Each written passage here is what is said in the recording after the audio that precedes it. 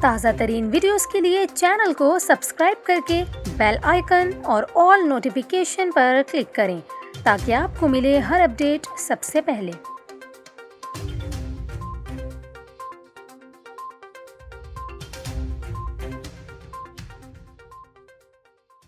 السلام علیکم، نیوز 24/7 اردو میں خوش آمدید۔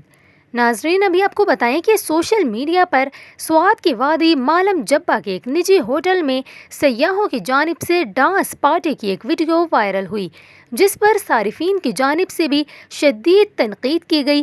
یہ بھی کہا جا رہا ہے کہ اس ڈانس پارٹی میں ایک نجی یونیورسٹی کے اسٹوڈنٹس بھی شامل تھے۔ ناظرین، اسی تمام معاملے پر پولیس حکام نے نوٹس لیتے ہوئے انکوائری کا حکم دے دیا۔